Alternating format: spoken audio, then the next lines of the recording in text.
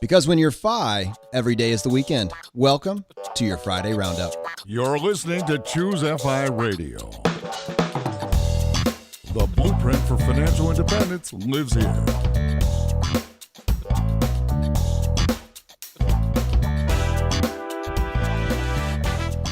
If you're looking to unlock the secrets to financial independence and early retirement, you're in the right place.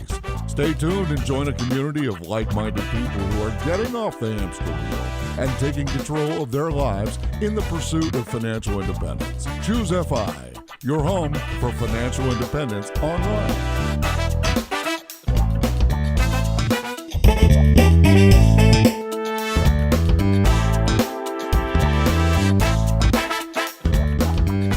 All right, guys, you made it to the weekend. Congratulations. This is your Friday Roundup, and as usual, I have Brad in the studio here with me today. How you doing, buddy? I am doing quite well. Yeah, life is good. What's going on by you? Well, let's see. Work is getting hectic, extremely hectic, but we always try to find time to talk about financial independence. And so this is what I live for, and I'm loving it, absolutely loving it. So let's go ahead and hop right in and talk about this past week's episode with Physician on Fire. It was a very powerful episode. I think it spoke to a different audience than Jacob from Early Retirement Extreme would have, but I think there's value there to address this different framework, which many people find themselves in. The high-income professional, and in the case of the medical student, the high-income professional that's getting their first real job at the age of 32, 34, 40 years old. What did you think, Brad? Yeah, I thought the episode with Physician on Fire was a quality one for sure. He's a real good guy, and so certainly good to get to meet him.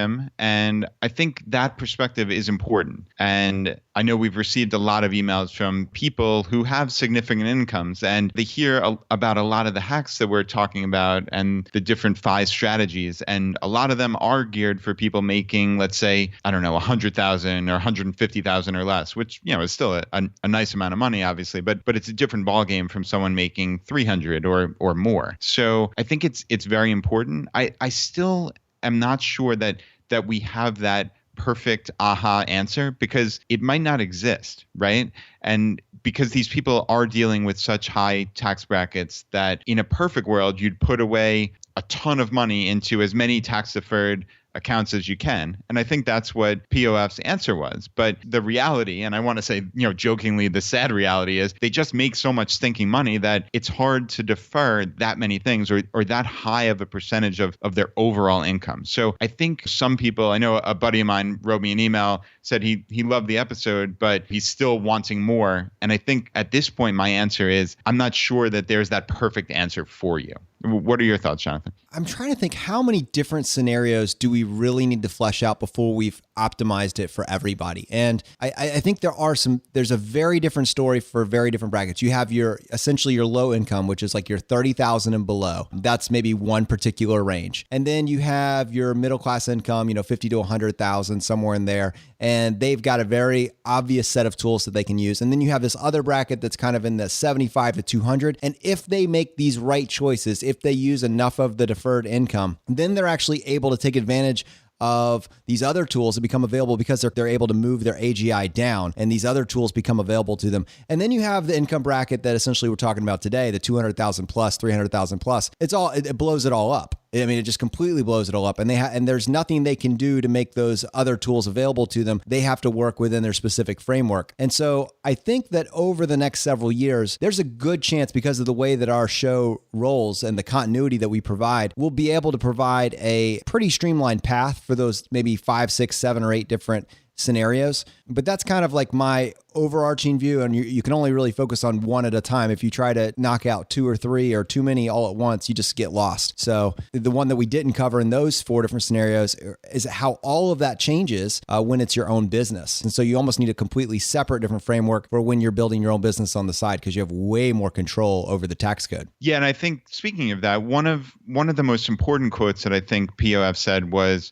$1 saved is $2 earned. at the 50% tax bracket. And I just thought that was absolutely brilliant and is a really good way of looking at the problem. And, I kind of keep saying that sarcastically, like the problem of making so much money that you get taxed so much. So I think it still comes down to saving as much money as you can, right? And the people who are earning 300 plus thousand have, even though they're paying a lot in taxes, they have a lot of margin there to save just a boatload of money and get to FI like POF did in 10 years, right? Or less potentially. So it still comes down to living a frugal lifestyle and whatever that means to you. To him, it's very different than what Pete at Mr. Money Mustache does with his, $25,000 spending a year. And that's fine. We all, like we always say, this is personal preference. We're not here to dictate to you. There's no one way to do this right.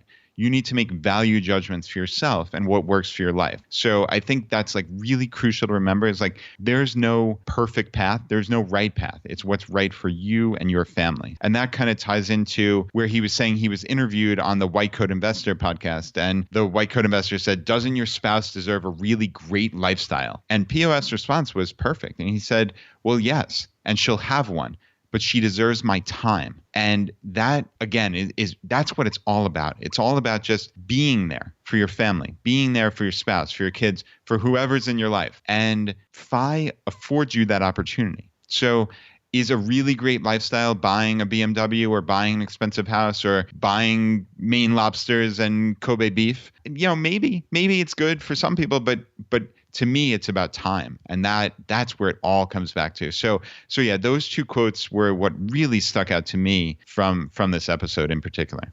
I really liked when you were talking to him specifically about how the savings calculators that you have online, or not the savings, the retirement calculators that you have online, how inaccurate they are for the FI community. And when I was thinking about that later on this week, as I was re-listening to the episode, I was thinking that in the FI community, the first half of it is that we focus on savings rate. The savings rate is critical because it allows you to get to FI. But then once you're at FI, you don't really care about your savings rate. And instead, now you're focused on your spending. And your spending is what is incredibly powerful, because when Physician on Fire says, I have $70,000 to $100,000 of spending available, that goes so far. That is different than income. When you have income, you have to then take off all the line items for your taxes. You have to take off all the line items for your bills, your mortgage, your car payments, your student loan debt. He has 70 grand that he can just spend, and it goes so much farther. Yeah, you can live like a king on $70,000 to $100,000 of actual expenses. And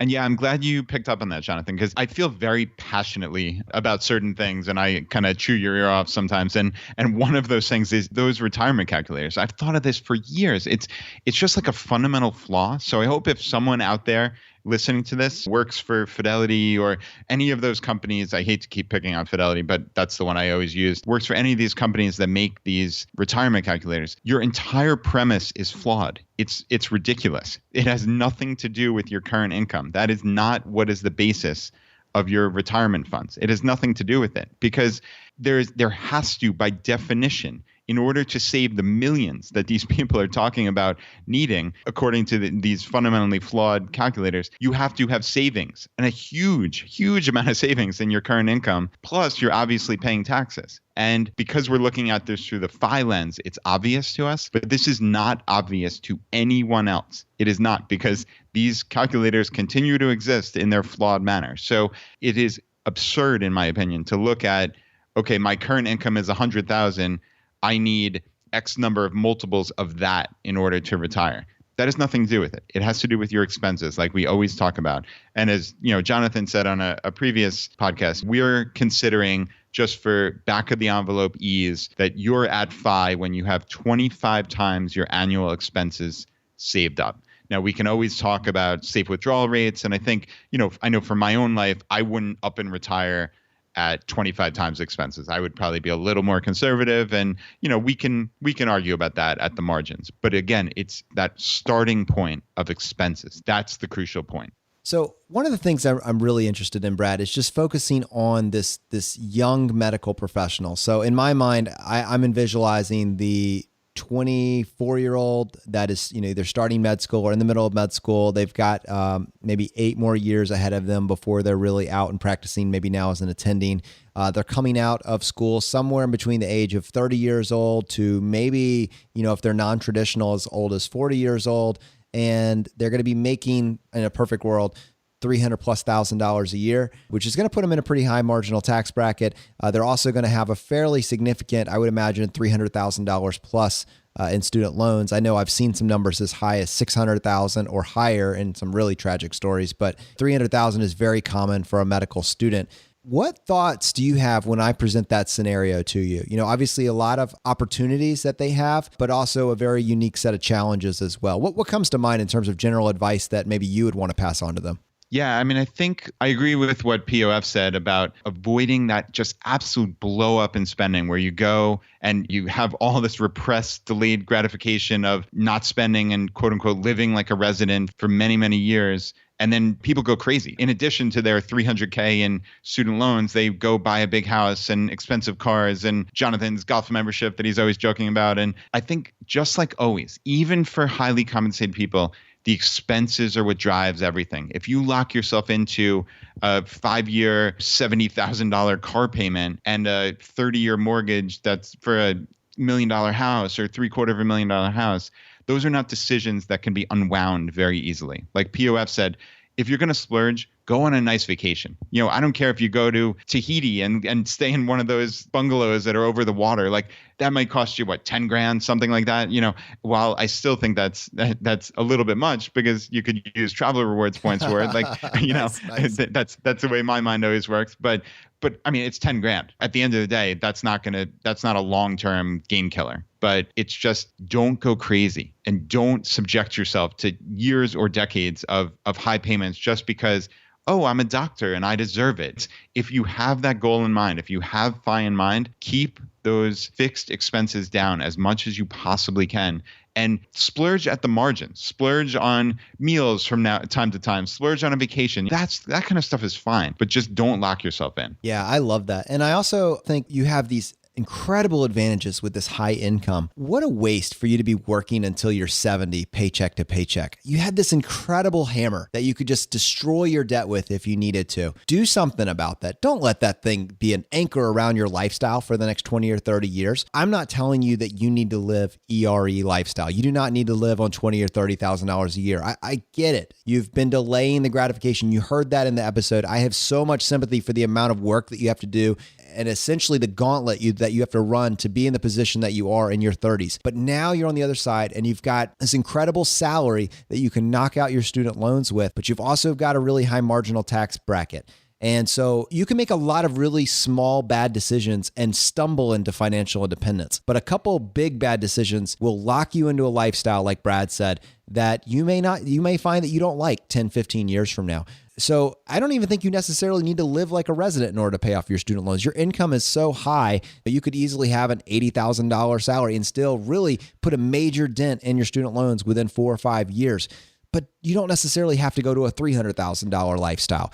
Figure out how to find the balance that gives you the most happiness. I mean, you guys are 34 years old. You've been delaying this whole time. I get that, but take advantage of a few of the other life hacks that POF mentioned. One of the things that came to mind to me was there's an intense pressure from your colleagues, especially in big metropolitan cities, to have a certain lifestyle. I've seen it. I understand it. And if you're trying to do that while paying down your student loans, you'll never be able to catch up. Maybe you can, but it is going to be a long, drawn-out process. If you can avoid that peer pressure either on your own, just recognizing that it's there and coming up with another plan for it, or you can take what POF said, and I love this, be the big fish in the small pond. Go move into your middle-class neighborhood where you don't feel the pressure to keep up with everybody around you. Maybe you go to the Midwestern town that he described. You don't feel the pressure to buy the $60,000 or $70,000 car. Increase your lifestyle, but don't sacrifice your future for it. Yeah, and I think that geographic arbitrage just within the U.S. is something that's important. I know we've had a lot of people mention that in the Facebook group, right, Jonathan, about geographic arbitrage in the U.S. as a topic of conversation for the future. We're not prepared to fully discuss what are the top 10 cities in America to live in or small towns. That's not where I'm going with this. But I think this is something we'd love feedback from the community. So if you have, and it doesn't have to be of a medical profession, it could just be in general, like where do you live and what's the cost of living there? Is it a fun place to live? I know like Richmond, as I've said many times, I'm from Long Island, New York. I'm from, the suburbs of New York City. Like I'm not born and bred in Richmond, Virginia, but I love this place. I mean, Laura and I talk, we wouldn't move back even if we had $20 million. It's not about money anymore. Whereas, it was when we moved down here. This truly was a geographic arbitrage decision to move to Richmond for us. It was, we could not have the life that we wanted on Long Island, but we could in Richmond. And that really drove the decision. But now I know this is a really vibrant place. I mean, I read articles constantly about how the beer scene here is the craft brewery scene and the local restaurants. I mean, they're really getting on the map in terms of just the East Coast, certainly, if not the US. And Richmond for a long time was this little place that nobody really kind of cared about, honestly. And it's growing up. So I know personally, like I would put Richmond as a really great place to live. It's very inexpensive, but Richmond is one of probably hundreds of places that people would mention. So yeah, I mean, I know I'd be interested in hearing some of your options for geographic arbitrage in the US. So as always, please send us email to feedback@ChooseFI.com, or now we have our nice Facebook group, which is even easier. One of the things that I loved, and we really hit on it at the end of the episode, was this idea of a donor-advised fund. In the FI community, we constantly look for ways to optimize everything. And all of us at some point do some sort of charitable giving. If you go to church, in many cases, it's a tithe. In many other cases, just philanthropy or causes that you really believe in.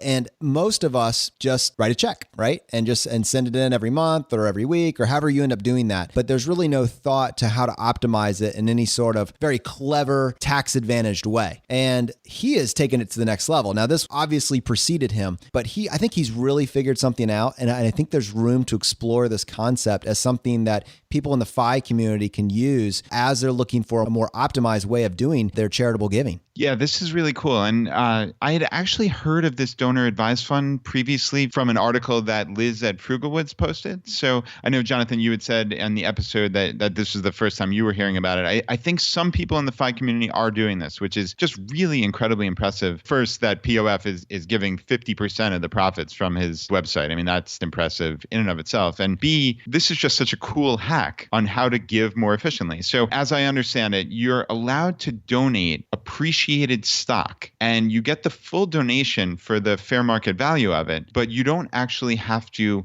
sell it and incur a taxable event. Like normally, as I would have understood it before I knew anything about these, let's say I had $30,000 worth of stock or mutual funds or whatever, that I bought for $20,000. I would have figured that I would have had to have sold it, and that would have been a $10,000 capital gain, right? The difference between the fair market value of $30,000 and the basis of $20,000 that I bought it for. So I'd have to pay taxes on that. Then I'd have my 30 grand, and then I could make whatever donation I wanted. But the cool thing about this is that it enables you to just give that $30,000 of stock. There's no taxable event. So it's just so much more efficient. What a cool way of doing this if you're going to donate to charity anyway, right? Yeah, absolutely. And in the FI community, we want to do everything in an optimized way. Why would you just ignore such a major aspect of your financial life, like your charitable donations? It seems silly to me, but I'll be honest, up until this episode, I had never considered it, doing anything or even researching a better way of doing it. So I love this. I loved everything about it. Yeah, agreed. And I will link to the Frugalwoods article. I think Liz mentions there's 4 advantages to utilizing a donor advised fund that she describes specifically. And I think it'll be very valuable for people to read. Okay, and then there's one other thing that I thought was really cool. He was the first one to talk to us on this show about the backdoor Roth. And that is a very cool idea. It is one that we are going to really explore in a future episode, so I won't go super far into it today. But what's really interesting for this particular framework, the high income professional, these people are making 250, 300,000, 400, 500,000 plus. What's great about this is they don't have to choose which one of the buckets that they use. Obviously, they're going to throw as much as they can in the tax deferred. If they have access to an HSA, they're going to use that. If they have a 457, they can fill up that. So they've already filled up all their tax deferred, and they have plenty left to go ahead and invest in taxable funds. For them, there's absolutely no downside to go ahead and take advantage of this backdoor Roth. And it's a tax diversity play. So I know there's a lot of controversy out there about when it comes down to the wire and you have to pick between putting $5,000 in a Roth versus $5,000 in taxable, what should you do? And I think there's a lot of value there. And if you listen to our episode 18 and 18R, when we talk about capital gains harvesting, I think we kind of explore that idea a little bit. And that's a great conversation to have. But for the high income professional, there's really no downside to go ahead and doing both because they can. Why not go ahead and take advantage of the backdoor Roth? And then if the capital gains laws change down the road and they raise the rate or change something else about it, they have this play. And then the Roth, which we'll explore more, has some additional features, especially when you look at doing a inheritance for your kids. There's some really cool features about the Roth that are worth exploring. So I like that he got a chance to really talk a little bit about the backdoor Roth with us. Yeah, that's cool. And I know you, Jonathan, have been doing a lot of research on this. I frankly don't know all that much about it, so I'm not going to expose my ignorance here, but I'm excited to learn more about it as we go through it. Yeah, absolutely. And you know, we talked about those different scenarios. I think at some point, me and you will be forced to come to the conclusion that there's maybe 6 to 8 different scenarios that are very distinct, and you and everybody that's listening will find themselves identifying with one of those different scenarios and then being able to model it to their own purposes. The backdoor Roth, people are going to be very interested in that once they're in that. I think probably, I want to say 150 to 200,000 range, and then higher. That really starts to look more attractive as an option. Cool. All right, guys, let's go ahead and take a pivot here and just take a few minutes to highlight what's going on in the FI community this week. Brad, where should we start? All right. I think the first place to start is Camp Mustache. So last week on the Roundup, we kind of alluded to the potential of a second event. And Stephen, the organizer, has made it official.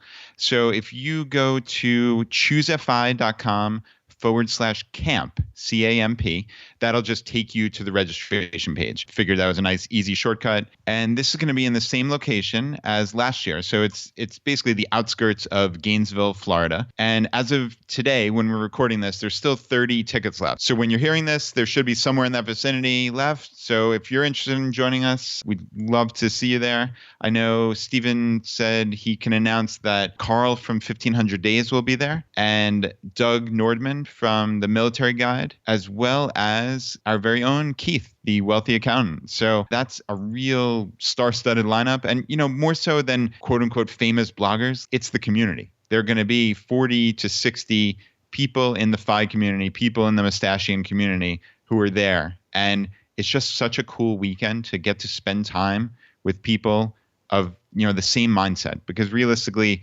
we can't find that many of these people in our own real lives. If I could speak for people out there, I know from my own life for the last handful of years, it's hard to find people who are into this. And it's so empowering and exciting to be at an event like this. I know, Jonathan, you went to your first one a couple months ago, right? So this last Camp Mustache was my first official FI event. And you're right. Yeah, it feels like home. You are not hiding this part of yourself that really thinks that excessive spending is just dumb, especially when you're financing it with debt. And when you go and meet somebody for the first time, especially in the United States, a lot of times the first question you ask is, what do you do? Right? It's just a go-to default question because your identity is your job. But in the FI community, frankly, most of the time we could care less, right? That question is almost an afterthought that comes up 2 hours later. Oh, by the way, what do you do? But it's just not our focus. You're actually able to engage people about what you have in common. You know, what have you already tried? Where have you failed? Where do you succeed? What are your frugal wins? What are your life hacks? What are your FI hacks? And then you're able to share all these different ideas, and then they're able to round them out. And then you just come away feeling encouraged. You come away with new information. You come away feeling motivated, which then allows you to hit your FI goal faster. So it's just a win. And it's a lot of fun. Yeah, I completely agree. I mean, at that event, nobody cares what you do for a living. Nobody cares, honestly, how much money you have in your FI pod, as you've talked about, Jonathan, right? It's not, there's no competition. It's just about getting together with people who are similar to you and just enjoying a weekend and enjoying each other's company. And it's very unique. So I would highly recommend it. And yeah, again, ChooseFI.com/camp. In that sense of community, we are trying to foster the same idea, that same idea of sharing ideas and learning from each other's ideas on our Facebook group, which we just started, I think, 1 week ago, and it is blowing up. Yeah, we have, I think, 500 members as of today, or we're very nearly at 500. And numbers aside, it's just really vibrant. I mean, I think Jonathan asked a question Monday night on what kind of topics do you want to see on the show? And when I woke up this morning, there were 80 comments on that one post, which is just crazy talk. So people are engaged. There are many, many threads and comments and questions just popping up every hour. I personally can't even keep up with it, Jonathan. I don't know about you, but it's fun. And it's really a community. And I think that is what we are all about here at ChooseFI. I hope everybody really understands that we are excited about this. That's why we're constantly kind of almost cheerleading for the FI community and for ChooseFI, the podcast. It's not that we think we're great or we're doing anything that's revolutionary. We think we are bringing this community together and getting people excited about this. And again, bringing people in, bringing in comments from the community. And I think that sense of community has really extended to the Facebook group better than we could have ever guessed. Yeah, absolutely. I mean, when you're on that Facebook group, you are the show. I mean, that is more and more as we move past the basics of FI and we move into other stuff. Brad and I had a great baseline of knowledge in FI, just from loving it, soaking it up, spending time reading blogs nonstop. You don't just know the stuff. You're not born with this information. You have to have a love of learning, and you capture these ideas and you talk about them and you turn them into conversations. But at some point, just like all of us, you come to the end of your own baseline of knowledge. And then from there, you have to decide, am I done or do I want to know more? And Brad and I both said, we want to know more. We want to know all the things that we don't know. And we just don't know what we don't know, right? So the Facebook group gives us a way to get these ideas and then bring them to life and bring your input in. And it's so valuable. The show wouldn't exist long-term without this Facebook group. It's absolutely that valuable. Yeah. And the easiest way to join is just to go to ChooseFI.com/Facebook. And just real quick, you put in your email address, we'll send you an email with the link to the private group and you're in. So yeah, definitely please join us. It's a really vibrant place and we'd love to see you there. Guys, I know that talking about this to a total stranger can be daunting and seem like a very awkward conversation. But you need to understand at the heart of this is a concept, is an idea that's so powerful. It has the ability to transform someone's life if they hear about it, if it's presented in the right way. And we say the fire is spreading. More and more, I think that this idea is at the verge, not because of anything that Brad and I have done, but because it's time. This idea has been simmering in the minds of thousands, if not hundreds of thousands of people who got to the end of the Dave Ramsey steps and said, you know what? There's got to be more to this than just being debt-free. There's got to be more to this picture. And they've been collating and researching and sharing ideas. And right now we're at the beginning of something. And this idea is spreading. The fire is spreading. And I have some very exciting news that I'm going to set Brad up to tell you. Go for it, Brad. Yeah, we got a really great voicemail yesterday from a guy named Scott Rickens. And he said that he is actually spending a year of his life putting together a documentary on the FI community and on FI in general. And this just absolutely blew our minds. Jonathan got the email notification and sent me a text immediately. He said, drop everything and check this voicemail. It's going to just blow your head up. And it was really pretty amazing. And I actually got on the phone with Scott and spoke with him for over an hour today. And man, it's just such a cool project that he's putting together. It's in its infancy now. So, we're still many months, if not over a year away from the finished product. But he has a really cool vision for this. And he feels that the fire is spreading too. And actually, he didn't know anything about the FI community before about 4 or 5 months ago when he heard Pete from Mr. Money Mustache on the Tim Ferriss podcast. And it just kind of blew his mind and he dove deep into this. He read every article on Mr. Money Mustache, went to Jim Collins, and he told me he bought 10 copies of The Simple Path to Wealth and sent them to 10 of his friends and read every blog he could. And he just feels like we do that this is on the verge of a breakthrough in the public consciousness. And the growth of ChooseFI really has nothing to do with us per se. It's just that we've hit on a way to bring in people who otherwise aren't affiliated with Mr. Money Mustache or the Mad Scientist or don't know anything about FI. I think people hear two regular guys and people from all across America sending in voicemails and emails to ChooseFI, and they hear that and say, wow, that sounds very realistic. This is not some deprivation. It's just regular middle-class life, just a little bit smarter. So, again, we don't think we're doing anything special here. We don't pat ourselves on the back. We're not thinking we're great. It's just that this community is great. And it's just neat to see someone like Scott see that and decide that the FI community is something that people on a larger scale need to find out about. And what's cool actually is during my conversation with Scott, he echoed something that almost verbatim what my buddy Matt, who I actually had a conversation with about FI this past weekend. This is yet another person in my real life who has listened to the podcast, knew nothing about FI, but he's like all in now. And he said that he had his wife listen to our Pillars of FI episode, which is episode 21. And Scott echoed this as well, that both their wives listened to this episode and were hooked almost instantly. And they were telling their friends about it and convincing their friends. I mean, just from listening to this one episode, because it just sounds relatable. I think that's the crucial point. I think we're at this inflection point, and we need you as a community to stay involved and to keep this thing going. That is what it's all about. You are the lifeblood of ChooseFI and the FI community. It's not about bloggers. It's not about podcasters. You know, we're just regular people. It's all of us together are creating this community. And it really is at that point where this can go pretty mainstream, I think. And I know it's catching on, Brad, because I saw your mom on the Facebook group. Hi, Mom. Oh, hi, Mom. She's definitely listening. She's very cute. She Pursuing FI. I love it. I love it. Pursuing FI 10 years after she's retired. So no, she's wonderful. She's listened to every episode. And even though I made fun of her a handful of times, she took it very good naturedly, because I think I'm nicer on the podcast than I am in real life. So. And frugal win there. I saw your frugal win, Mom. Well done with the grill handle. Very impressive.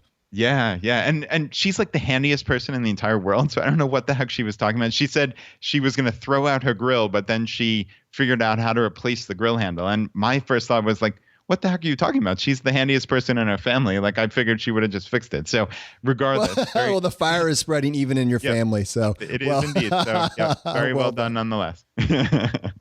Okay, so in terms of feedback from the audience, I want to give a shout out to Mark, who goes by the moniker Pastor Fi. Moniker is a word I just learned in this past episode from POF that I love, and I think I'm going to continue to use it going forward.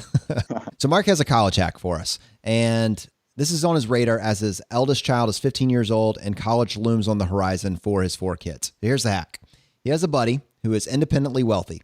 His son is going to college in Flagstaff, Arizona. He doesn't know what college. He says his buddy is looking at the cost of dorm living on campus and is shocked by how much it'll cost him for his son to stay on campus for 4 years. So his buddy heads over to Flagstaff and gets a real estate agent and looks for a 3-bedroom condo or a small house. He finds the condo and he buys it. He says to his son, "You're the property manager. Get 2 people, 1 person for each room, or 4. They end up getting bunk beds. I'm not going to comment on laws and how many people you can have a house. I'm not really sure in this particular case.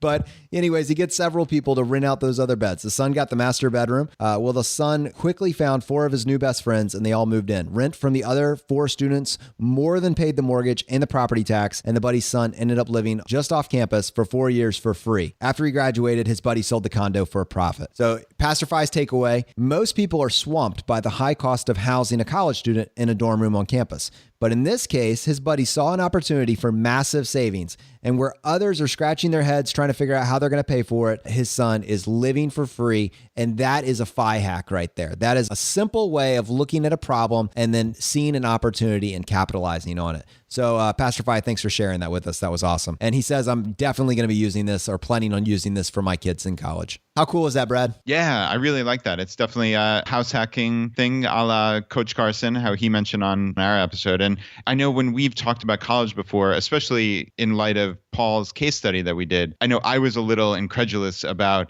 can you do college for, let's say, $40,000? I forget what the exact number is, $32,000, something like that. And my exact thought was, wow, I mean, room and board at most schools costs $8,000 to $12,000 a year. So if there is any way to cut that down, I'm pretty sure that we can hack college tuition. And I know a lot of smart people like you, Jonathan, and Sun Wu, and people who have been researching this know better than I. But for me, that last concern has always been this room and board. So, man, if you can save a significant amount of money doing a hack like this is fantastic. I love it.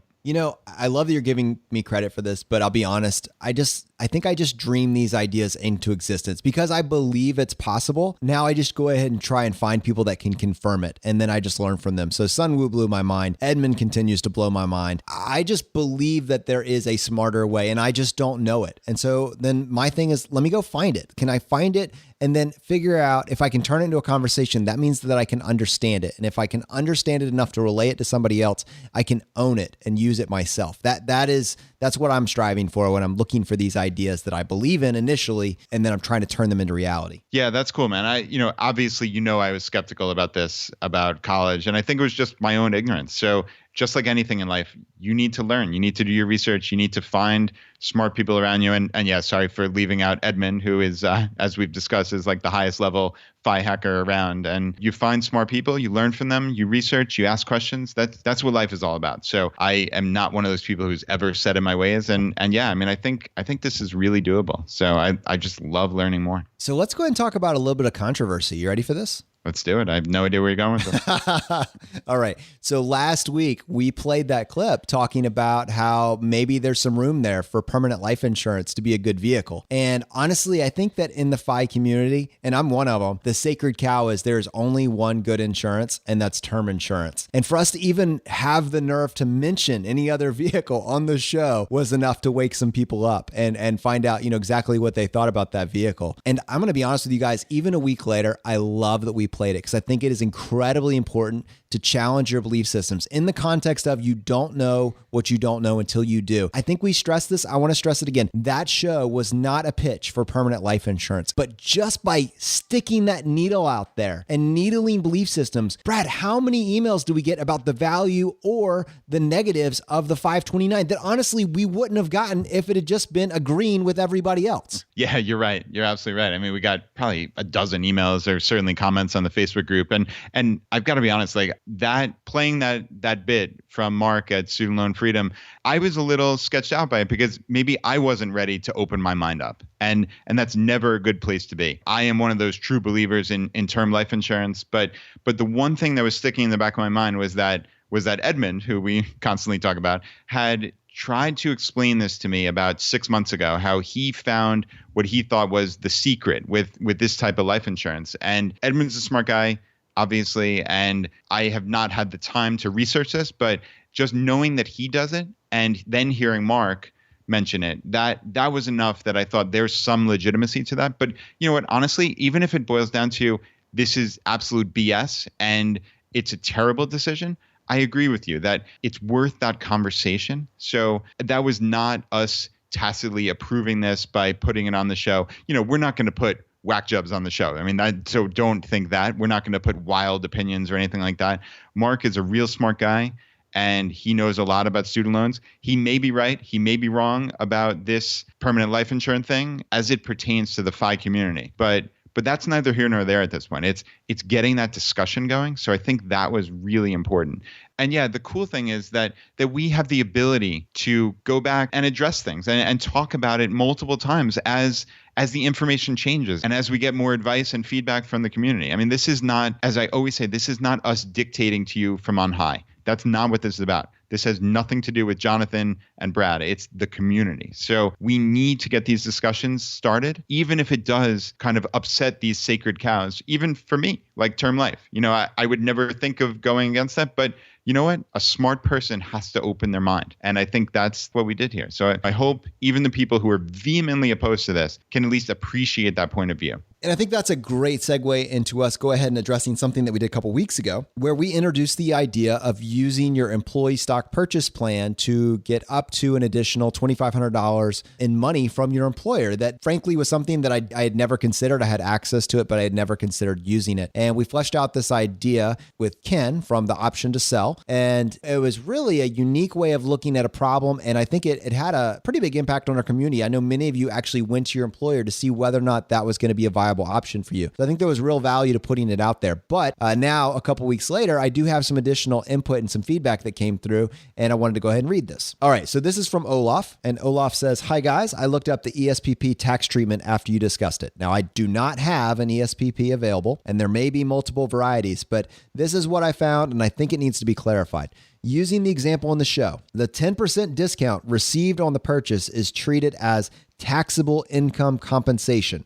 Therefore, the $2,500 total discount is $2,500 that you would have to pay tax on without actually receiving the funds if you didn't sell the stock. Now, that is $625 in federal tax that you would have to be able to cover, assuming a 25% tax bracket. The basis is used to calculate your gain loss on the sale of the stock is the price that you paid plus the amount of the discount. Since you paid the tax on the discount you received, presumably how long you hold the stock will determine if it's short or long-term gains and the corresponding tax treatment. If you hold it for over a year and then move it to Vanguard for the more favorable long-term rate treatment, assuming you can handle the risk associated with holding an individual stock that long. Paying the tax on the discount isn't a reason not to proceed with this, as 75% of the free money is way better than no free money, and the same logic applies to having a short-term gain versus a long-term if you can't hold it for that long. But it does require to be more thoroughly thought out so one completely understands what one is getting into. Keep up the good work. Olaf, thank you. You're exactly right. I would say that we were able to present it 90% of what we needed to get out there, and I think you rounded that out really well.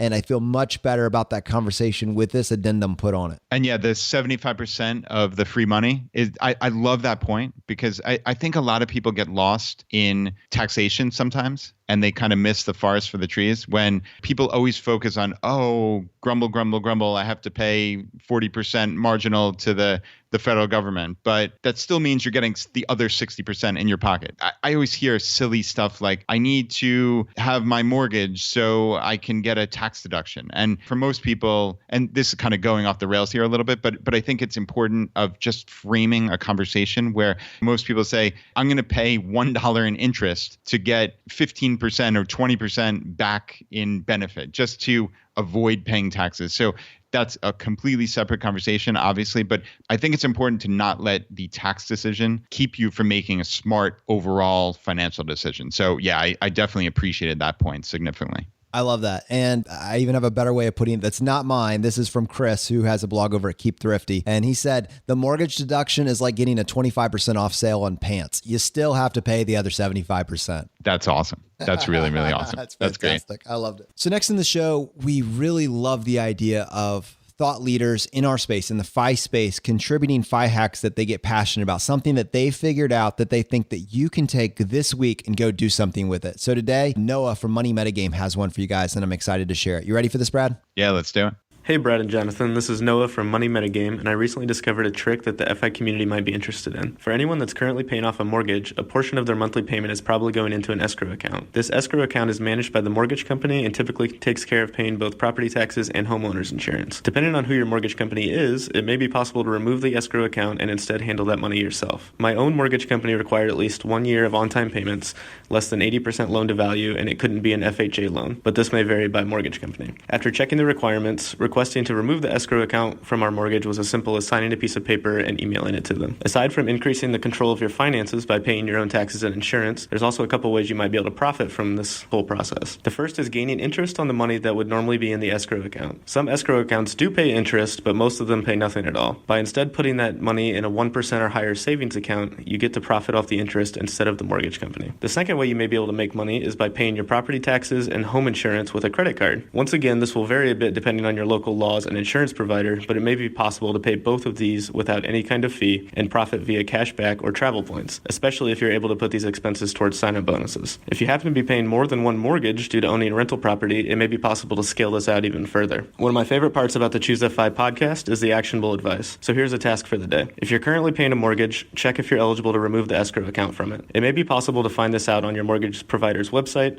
or you may have to call in. Then if you find out if you are eligible to remove it, crunch the numbers on how much interest you can gain on your average escrow account balance over the past year. Next, find out if you can make your property tax and insurance payments with a credit card and whether or not they charge a fee to do so. Finally, you have all the numbers you need and can look at the potential profit for removing your own escrow account and then decide whether or not it's worth the effort of doing so. My own numbers showed that we could potentially save hundreds of dollars every year for the life of our mortgage. Keep up the great work on the podcast, and hopefully this tip will be able to help some of your listeners discover some free money.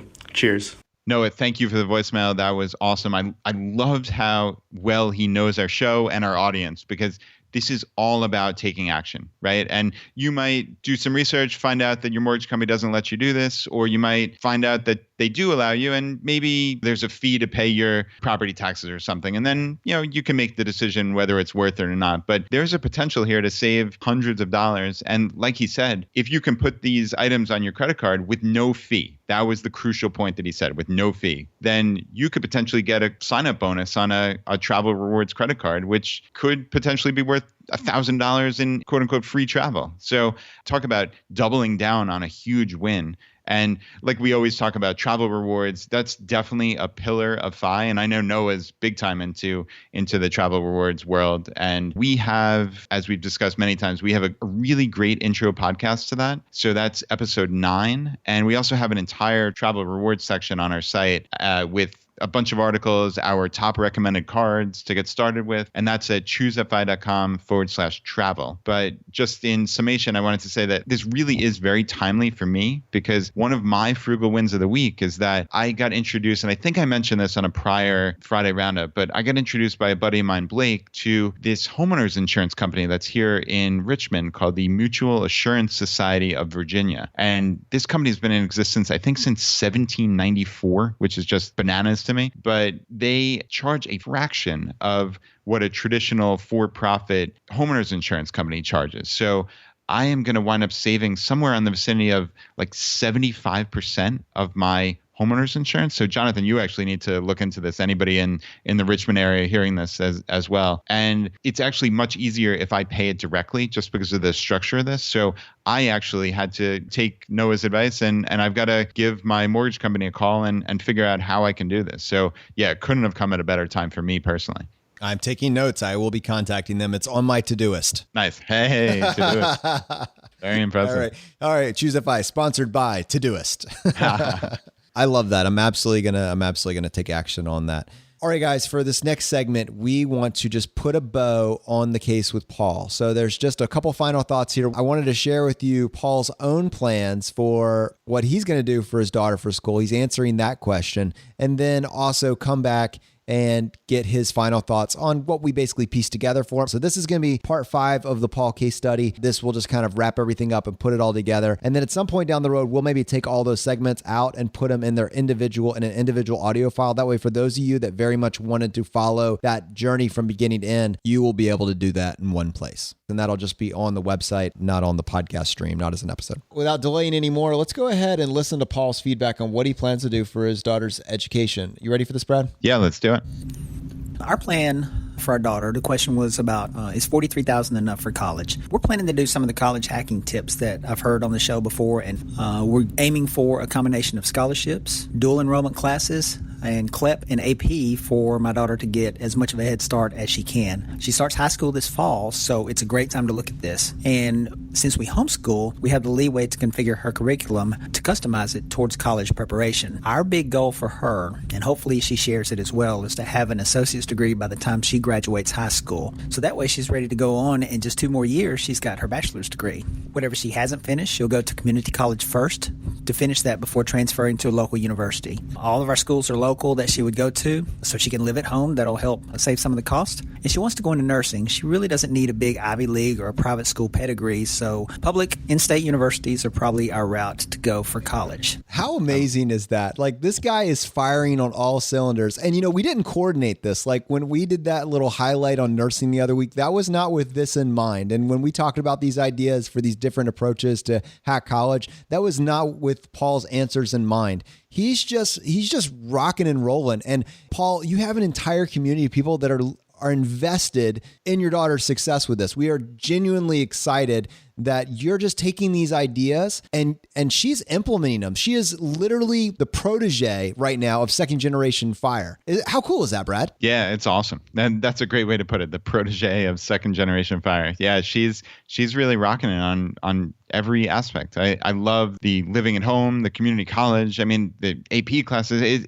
it's hitting on every aspect of college hacking. So yeah, I mean, kudos to Paul and the whole family over there. Okay, so as a wrap up, you've heard us discussing Paul's case with all of the information that he provided us with.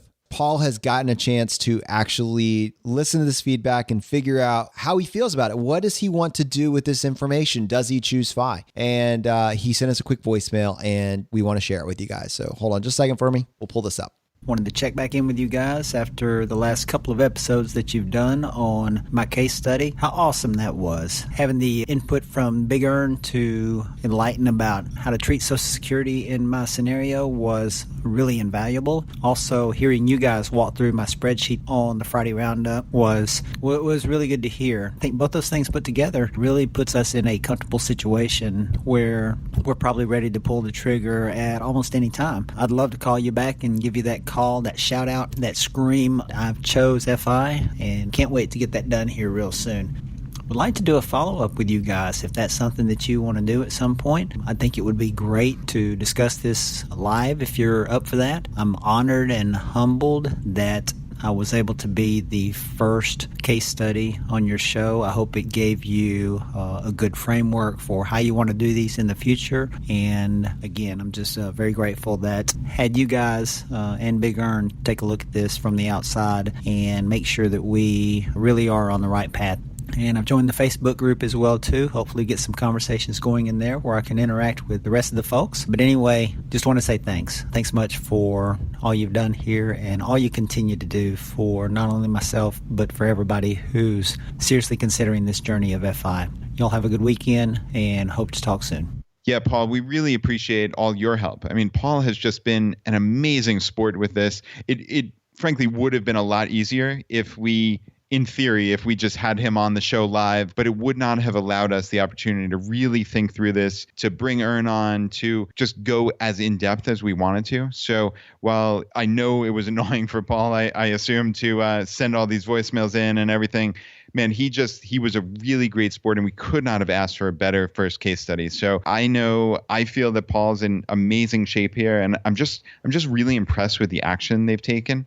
So, just from start to finish, to Paul's Excel spreadsheet where he line itemed every single expense in his life. I mean, it was just really impressive. So I know Paul's going to be a huge success no matter what. So I just, wish him and his family all the best. And Paul, we absolutely would love to have you on the show. We're going to have you come back on a Friday Roundup at some point in the future here, and we'll just kind of maybe talk about where you guys, after you've made that pivot, what things are looking like, what's surprising you. Those are the sorts of questions. Once you've made that decision, what does life look like post-FI, and what is exactly what you thought it would be, and what are the challenges that you're facing, and where are you guys winning? That's a conversation that we would love to have with you as a follow-up. So thank you so much for sharing your life with us. I mean, it's not just us helping you. You are helping thousands of people that are finding themselves in that situation now, or will find themselves in that situation within the next several years, or maybe are looking to a future in which that is a reality. And you modeled it for them and you shared it. And by you modeling it, just the way that Physician on Fire in that episode said, because of the things that JD Roth did when he went in the van and basically went around the United States, and Coach Carson did and was able to live in Ecuador, you modeling this for people is going to give them the confidence that they need to make a similar decision. You are becoming one of their 5.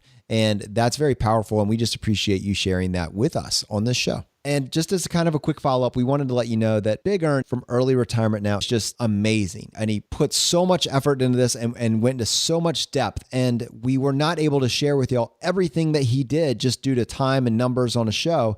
But I wanted to let you know that Big Earn published an amazing Google Sheet that we will link to where you can simulate your own safe withdrawal rate. And he went ahead and created 2 copies implementing Paul's exact situation. So in the first situation, it assumes that Paul bakes in Social Security into this whole scenario. So basically, after 19 years, you assume that him and his wife can reduce their withdrawals by a certain amount because Social Security will be buffering that or acting as a cushion. And then he did a second scenario where he modeled it without Social Security. And that is extremely in-depth. This particular spreadsheet adds all sorts of other cool stuff in, like calculating failure rates for different Shiller-Cape regimes. It's very in-depth. It's extremely useful. And as you get into those spreadsheets, and I'm talking to our audience, as you really get a chance to explore those and apply your own information to it, I really encourage you to actually reach out either by posting your questions or comments on our blog or going on to Big Earn's blog at Early Retirement Now.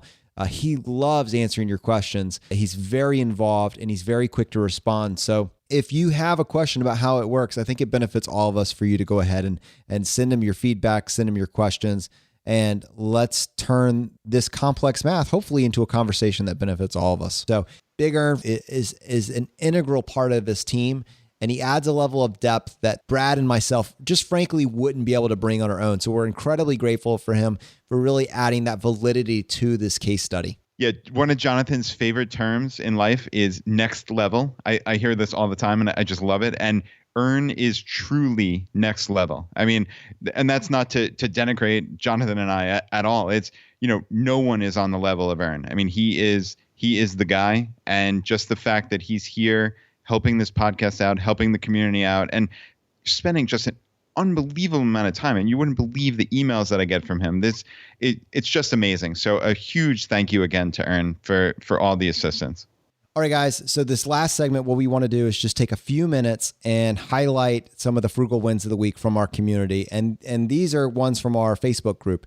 And we love just spending a few minutes to talk about these. Frugal wins are things that we get excited about. We're living vicariously through you. In many cases, we're taking your ideas and we're incorporating them in our own lives. And so just taking just a couple minutes just to highlight a few of these really, I think, adds value to my life and hopefully to y'all's as well. Brad, you ready to go ahead and give a shout out to a few of those? Yeah, you bet. So we have Chris, freezing bananas. I put them into pancakes, but kept throwing them away when they go bad. Now I freeze them at the perfect time and can use them for months. Very excited about this genius idea. So, and then we had a couple of people actually follow up that they love doing that as well. Yeah, and I loved what Gabby said. Freezing fruit is a great way not to pay the grocery store to throw out their food for them. I love that. Gwen from Fiery Millennials said, I brought my lunch to work every single day last week. And we had a bunch of people chime in about something called the Instant Pot. I know Jack said his wife loves the Instant Pot and electric pressure cooker. Jonathan, do you know anything about that? I know you're kind of into some of these gadgets. Actually, I don't. And you're right. I'm a gadget guy way more than you. You despise gadgets. I'm all about them. But this particular one really hasn't been on my radar. But people were raving about this. And apparently it's some sort of steam pressure cooker. And so it does what your little egg thing does. But on top of that, it has all these other features added in as well. And I know someone was talking about how they actually cook chicken breast with it. I guess there's just a ton of features. So it's something that I'll definitely look into. I don't know a whole lot about it. My favorite one was Noli, who says landscaping. Utilized Home Depot's Memorial Day sale to get 60 bags of mulch and spent all day Sunday weeding and mulching. Saved $400 by not using a landscaping company, all while getting some sun and some exercise. My wife has been demanding that I go ahead and start do the mulching. I mean, I've been holding, installing. But Noli, I think I can even help you out even more. If you're going to get 60 bags of mulch, you might want to look into seeing what it would cost to actually get a truck, because it's a fraction of the cost, even when they're on sale. It's a fraction of the cost just to have a dump truck brought in. I found that a couple years back, and really definitely something to look in for. You might be able to save $450 maybe next time. So I'm going to try and take your frugal win, and I'm going to try to one-up it. So hopefully that helps. Okay, and there's a really cool picture here in the Facebook group from Felissa, who refurnished their patio furniture. She said it was still in good shape structurally, but was faded and worn by the sun and rain. $13 for new stain and $8 for a paintbrush, and some elbow grease from sanding 2 chairs, a sofa, and table. And I got to tell you, these tables and chairs, it just looks fantastic. It looks brand new, like something normal people would spend $1,000 or $2,000 for. So yeah, I mean, that's a huge win. Very cool, guys. Thanks for sharing, and please continue to share. It is really invaluable, and it's motivating. Sometimes when you're in on this path, and maybe you're getting really close to the finish line, but close maybe 5 years away, it's important to stay motivated, to stay focused, and that's where the value is for taking a couple minutes just to talk about these frugal wins. So your feedback, your ideas, please email them to us at feedback@ChooseFI.com. And if you want, go ahead and go to ChooseFI.com/Facebook. And there'll be a simple opt-in form. Just put your name and email address in there, and then we will email you a link to join our Facebook group, and you can join our community. So Brad, let's go ahead and take a couple minutes with that in mind and go ahead and read a couple iTunes reviews. You ready for this? Yeah, let's do it. So we have 2 winners this week. And the first winner is Brian. And Brian said, so thankful for Brad and Jonathan. Brad initially kickstarted my FI journey with his interview on the Mad Fientist podcast. Since I knew he was on the path to FI, Brad was the first person I trusted with travel rewards. And several trips later, his work has changed my life. While hunting for more FI material, I stumbled upon ChooseFI and was immediately hooked. The dynamic between Jonathan and Brad and the information they bring to the table is incredible. Because of them, my fiance is officially hooked on FIRE, even though I tried for months. At 24 years old, ChooseFI is truly invaluable as we plan the road ahead. Thanks for helping us live with intentionality while embracing the good life. And yeah, that is just a great review from Brian, so thank you. All right, and for our last one, this was by Karen, and Karen says, I've been binge listening to Brad and Jonathan for about 2 weeks. I've already made changes to my finances and have more to implement as I move forward. No other podcast has offered me such useful info. Thank you for letting me tag along on your journey. And it is a journey, and it's one that we're so grateful that you are a part of and that you're benefiting from. As usual, every single week, the Friday Roundup, this is the place that we announce our weekly winners for the drawing of J.L. Collins' book, The Simple Path to Wealth. If you want to enter yourself in that drawing, just write us, go to ChooseFI.com/iTunes, and that'll give you very easy instructions on how to leave a written review. And once you do that, just take a screenshot of it and send it to us so we know that's yours. And we'll enter you in that drawing, and we announce our winners every Friday. Yeah, so just send an email to feedback@ChooseFI.com. And, honestly, we have for a long time, we've said to send in a screenshot or a picture of your review. And, honestly, that's a pain in the butt. If you want to send in your screen name instead, we can match it up with your review that way. So we want to make this as easy as possible. It's the best way that you can support this podcast is to leave a review, take 1 minute and leave a review. So a sincere thank you. We don't want to make it any more difficult. We want to get this book in your hands. So we appreciate the support and thank you. All right, my friends, the fire is spreading, and we'll see you next time as we continue to go down the road less traveled. You've been listening to ChooseFI Radio Podcast, where we help middle-class America build wealth, one life hack at a time.